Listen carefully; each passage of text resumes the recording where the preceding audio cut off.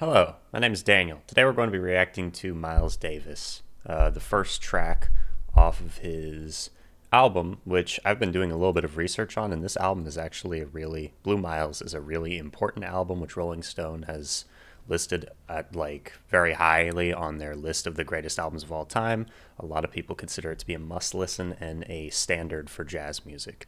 So, jazz music is something that we really haven't explored very much on this channel. And one of the reasons for that being that a lot of what I do focuses a little bit more on lyrics. Although I do like music a lot, I don't really have the knowledge to articulate too many opinions on the theory around music.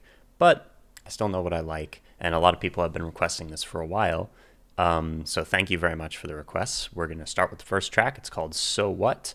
And it's 9 minutes long, so I'm excited here. And if I'm not mistaken, a lot of this record was very roughly sketched out beforehand, and then these songs were recorded in one take, and a lot of it's improvisation within the confines of the sketched out ideas. So that's super interesting to me.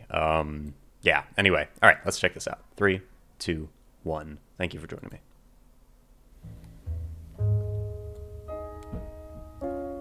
Hope you're having a great day.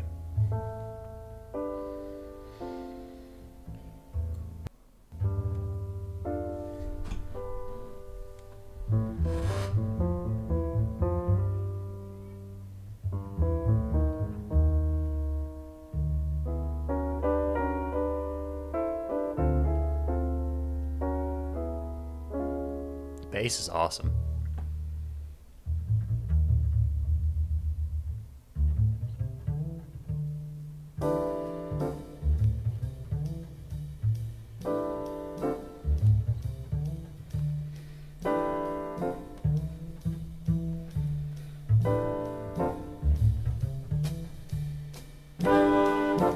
Ooh.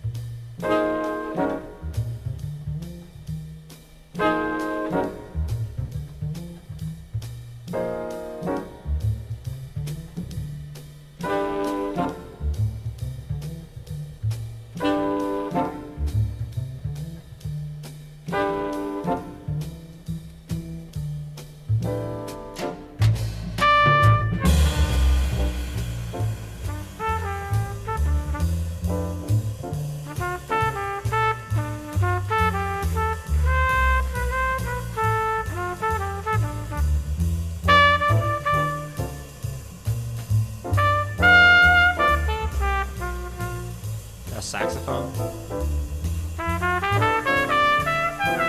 or a trumpet. It's really pretty, whatever it is.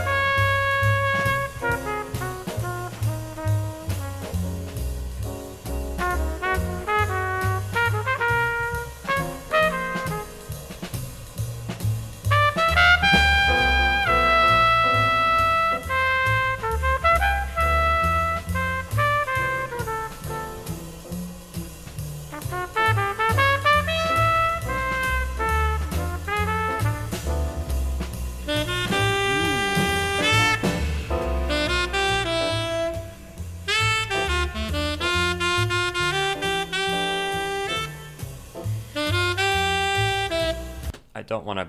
All right, that'll be the only time I do that. Just doing it for the typical blocking, stopping reasons. But I just want to say I love how subtle that whole build-up was, and then that coming in so powerfully was amazing.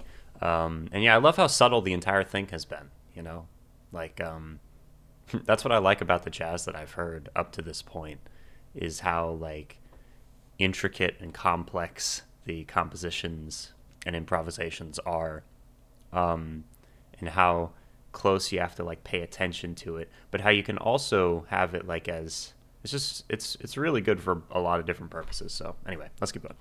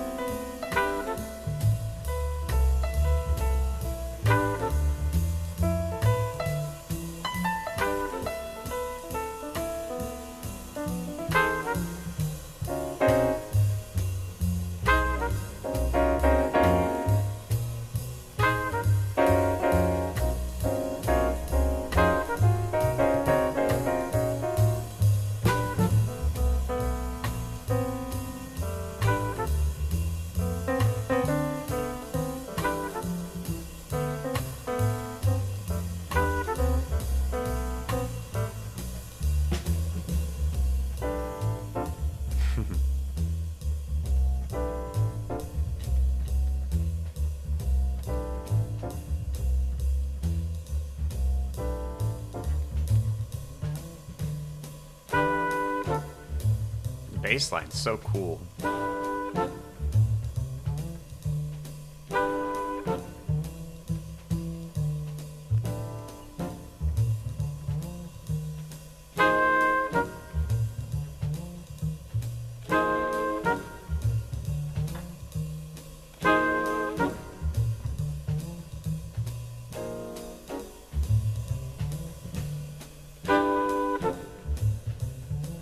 There's so much variation in the drumming.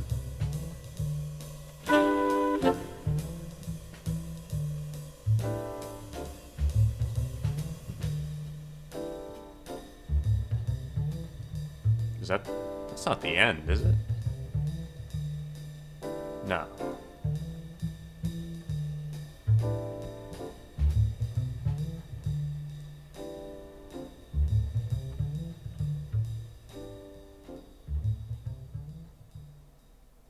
That was 9 minutes?